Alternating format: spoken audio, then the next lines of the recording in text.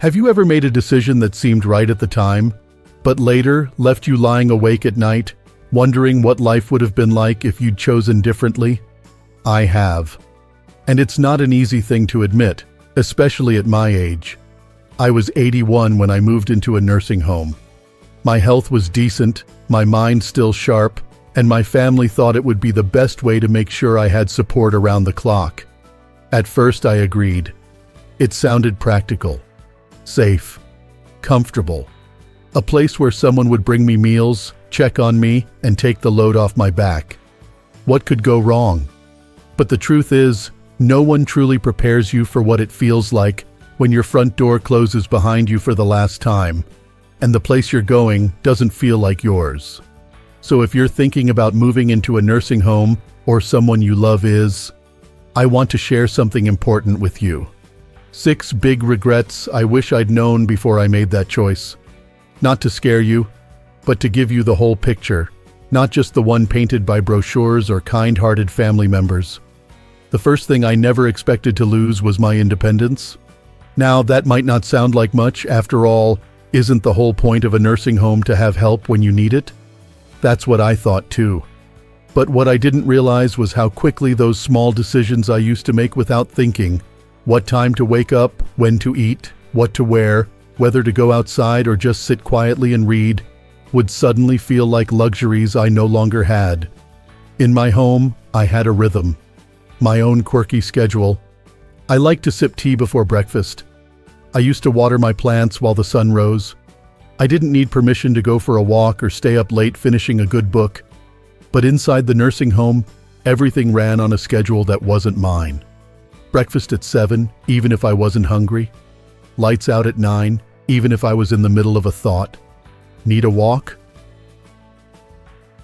Wait for someone to be free to accompany you, if there's staff available. And sometimes they're not. I remember one morning during my first week there. I woke up early like I always used to. I reached for my book out of habit, but it wasn't there. I had left it at home on the nightstand, right beside the window that caught the morning light. I looked around at the beige walls, the plastic drawers, the narrow bed that wasn't mine. And in that moment, I realized I had handed over more than just my address.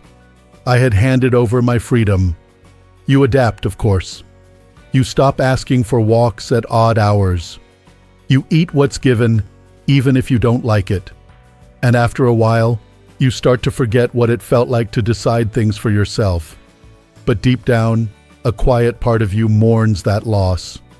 And let me tell you, it doesn't go away. Now maybe you're thinking, but I'd still have visitors, right? I wouldn't be alone. That brings me to the second regret I never saw coming. The feeling of being forgotten. When I first arrived, my daughter visited every weekend. My grandchildren came along sometimes, laughing and showing me their phones with pictures of their lives. And for a while, that made everything feel okay. I still had a connection to my world. But life, as it does, got busy. The weekly visits turned into phone calls. The grandkids got jobs, classes, new friends. And slowly, the silence began to settle in. I'd sit by the window on holidays, telling myself they'd come soon. Plans changed, traffic was bad, someone got sick. I understood, really I did. But knowing why doesn't make the waiting feel any shorter. I remember one Sunday afternoon. I was dressed and ready, hair combed, a little plate of cookies by the chair I'd reserved for my granddaughter. I kept glancing at the clock, watching the hands move slowly, stubbornly. She never came. No one did. I put the cookies away that evening, one by one, and sat in the quiet. It wasn't that they stopped loving me. It's just that when you're out of sight, even to those closest to you, it's so easy to slip out of mind. They think you're okay. They think you're adjusting. But what they don't see is the way you glance at the door more often than you used to. The way you hesitate to call because you don't want to be a burden. The way your world gets smaller every week. Some of the other residents had it worse. I watched a woman named Eleanor, elegant, silver-haired, used to run a bookstore, sit alone every day by the front door. hoping her son might stop by on his way home from work. He hadn't been there in weeks. She'd still put on lipstick and straighten her blouse just in case. I saw the hope in her eyes slowly fade, the way a candle flickers before it goes out. You begin to wonder if maybe this is just what life is now, waiting. Not for something exciting, just for someone to remember that you're still here. And that's the hardest part about regret. It doesn't arrive all at once. It settles in slowly, the way dust gathers in corners. One day you look around and realize you're not sad because of one big moment. You're sad because of the 100 little things that no one told you would change. But if you're watching this, you still have time. You still have choices. That's why I'm sharing this with you, not to dwell on the past, but to help you protect your present and your future. So, before you make that move, or encourage someone else to, take a moment to really think about what independence means to you. What routines make you feel alive? Who are the people that keep your world turning? Because once those things start to slip away, it's harder than you think to get them back. Let's keep going. There's something else I need to tell you, something I learned too late, and I hope you never have to. After losing my sense of independence and watching the visits slow down until silence filled the room, I started to notice something else, something quieter, but just as painful. It was the way time began to feel empty. When I lived at home, even the small things gave shape to my days. Making coffee exactly how I liked it. Folding laundry while humming a tune from years ago. Rearranging the books on the shelf just because. These little rituals, they weren't chores. They were mine. They gave the day a rhythm, a reason to get up and move. They made me feel like I still mattered. But once I settled into the nursing home, those routines disappeared. Meals were prepared for me. Laundry, done by someone else. No more groceries to shop for, no more errands to run. At first, I told myself it was a relief. Who wouldn't want a break after decades of working, raising kids, managing a household? But the break didn't feel like freedom. It felt like floating, like being unanchored. I'd wake up and wonder, what now? What am I here for? There was a gentleman named Frank. He lived a few doors down. Tall man, soft-spoken, used to be a carpenter. I remember he had hands that looked like they'd built something lasting. Frank told me once, back when he had his own place, he was always fixing things. A wobbly table, a squeaky drawer. He'd find something to tinker with. But here, there was nothing left to repair, nothing to build. Just long stretches of hours with no real purpose. He said to me one day, "I feel like my usefulness expired the day I moved in." And I understood exactly what he meant. Because when you stop having a reason to move, to create, to contribute, even in small ways, something inside you goes still. It's not just about passing time. It's about feeling needed. Feeling like you still have something to offer. I tried to fill the space. I started helping set the tables before meals. I offered to read out loud to some of the residents who were losing their eyesight. And for a while, that helped. But it still wasn't the same as having my own rhythm, my own home, my own reasons for doing what I did. The hardest part? Watching others go through it too. People who once had hobbies, passions, routines, slowly withdrawing. Their spark dimmed, not because of illness, but because the structure of their day was no longer in their hands. It made me realize that purpose isn't just for the young. It doesn't retire when you do. We all need something to wake up for, to take pride in, even if it's just watering the plants, writing letters, or baking a favorite recipe once a week. And that brings me to something I never anticipated, and maybe the hardest regret to admit. I started to feel weaker. Not emotionally, but physically. And fast. Much faster than I expected. You see, when I lived alone, I was still doing things for myself. I moved around the house. I cooked. I climbed the stairs, even if slowly. Those everyday motions, they kept my body alive. But in the nursing home, everything was designed for ease. I didn't need to walk far. Meals came to me. If I needed something, I could press a button. The effort, the movement, the physical routine, it all disappeared. At first, I thought I was just tired. Maybe I was finally slowing down. But soon, getting up from a chair started to feel like a chore. My legs felt stiff in the mornings. My back ached more. I wasn't using my body, so naturally, it began to fade.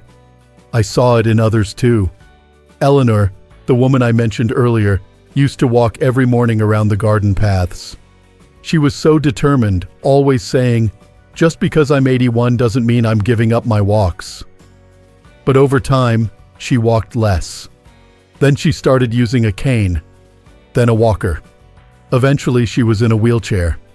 One day she looked at me and said, "I feel like I aged 10 years in just a few months." And I believed her, because I felt it too. That's the thing no one tells you about these places. They're built for safety and convenience, but sometimes convenience can become a slow kind of decline.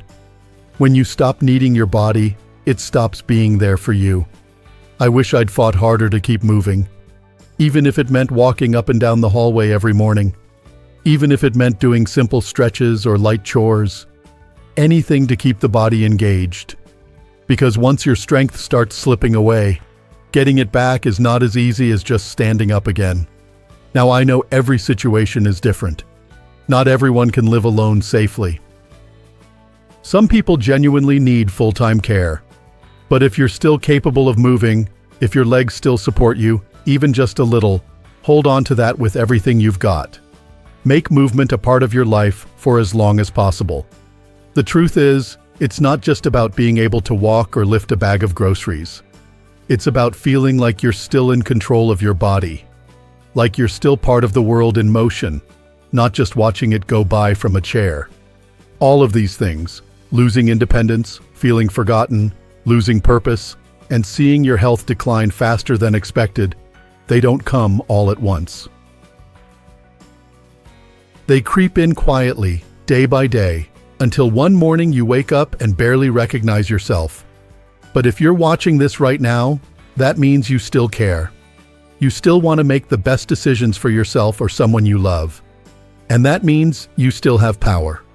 You still have time to ask the questions most people forget to ask before making a move this big. There's more I want to share with you. Things that I learned too late, and I hope you never have to. There's something deeply personal about privacy. It's not just about having your own room or being alone. It's about dignity, about being able to close a door behind you and know that for a little while, this space is yours. Your thoughts, your time, your body, your rules. I never really understood how precious that was until it was gone. In the nursing home, privacy isn't something you get to count on. From the moment you move in, people are always coming in and out. Nurses doing checks, cleaning staff tidying up, meal trays arriving whether you're ready for them or not. They knock, but they don't always wait. And even if you get a private room, there's this unspoken feeling that you're never really alone. There were moments I wanted to just sit in silence, to be still with my thoughts, but there was always some sound. Footsteps in the hallway, a roommate's TV, someone being wheeled by. And in the more intimate moments, the ones that used to be mine, I often found myself waiting for assistance, to use the restroom, to take a shower, to get dressed. Now I know these caregivers mean well. They're doing their job with kindness, and I respect them for it. But there's something that shifts inside you when you have to start asking for help with the things you've done yourself your entire life. You start to feel less like a person and more like a patient, less like you and more like someone who's being managed. I had a roommate for a few months. Her name was Dolores. Sweet woman, but she snored like a freight train and talked in her sleep. She had dementia, and sometimes she'd wake up confused in the middle of the night, yelling or crying. I didn't sleep much during those weeks. I couldn't blame her. None of this was her fault. But I realized then how important it is to have a space of your own. A space that's quiet. familiar. Yours. And here's the truth they don't write in brochures. Even if your room has pictures on the wall and a blanket from home, it doesn't always feel like home. It feels like a place you're passing through. Except you're not. You're living there. You're supposed to call it your own. But it never quite feels that way. You lose the ability to say, "I want to eat later today." Or, "I'd rather take a shower after dinner." The choices are limited. And every time you compromise even just a little, you give up a piece of control. Not all at once. But day after day, it adds up. Until one morning, you forget what it felt like to make a decision and not have to ask permission for it. I remember once, I pressed the call button to use the restroom. It was a busy day, short-staffed. I waited almost 20 minutes before someone could come. I sat there feeling small, embarrassed. I'd never had to wait like that before. And I couldn't help but think, this isn't what dignity is supposed to feel like. That moment stayed with me. Not because of what happened, but because of how it made me feel. I never imagined growing older would mean surrendering such basic things. And then there's the part no one warns you about.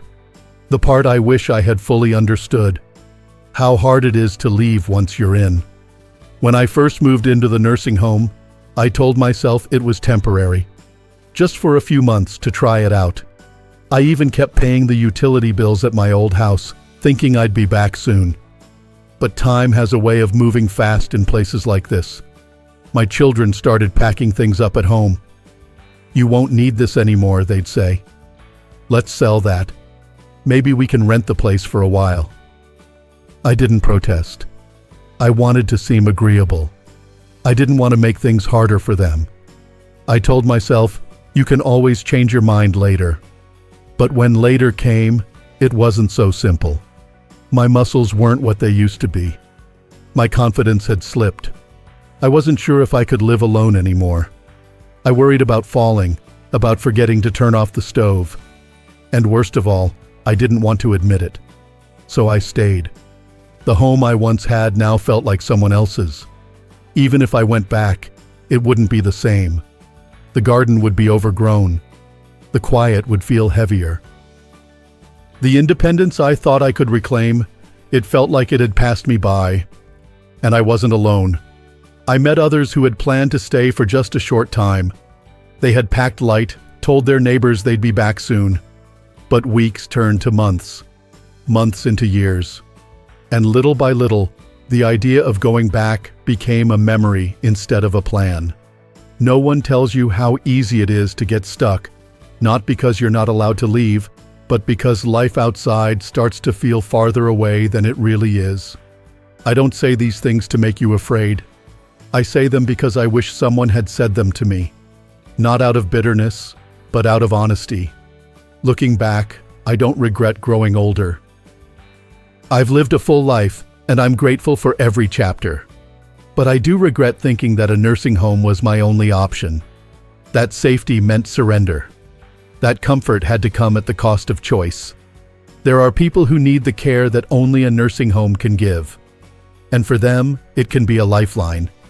But if you're still able to move, think, choose, don't give those things up too quickly. Look for ways to get help at home.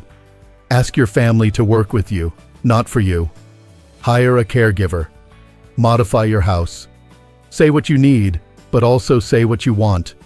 Because the life you have today, your routines, your independence, your little daily joys, they matter more than you might realize. Hold on to them. Fight for them. Don't trade them away without knowing exactly what you're getting in return. You deserve to live with dignity, with purpose, and with the freedom to decide how your days unfold. Age doesn't take that away. We do, when we stop believing we still have something to say about our own lives. So if this message speaks to you, if it stirs something inside, take it seriously. Maybe you're facing this decision now. Maybe someone you love is. Whatever the case, don't rush it. Ask the hard questions. Consider all your options. And above all, remember, you still have a voice. If anything I've said today has resonated with you, I'd love to hear from you in the comments. Share your thoughts, your experiences, or even just a simple, "I'm still here." Because sometimes that's all it takes to remind someone that they're not alone. And if you found this video helpful, please consider giving it a like, subscribing to the channel, and turning on the bell so you don't miss the next message from the heart. Here's to honoring your life, your choices, and your strength. Here's to living your best life at any age.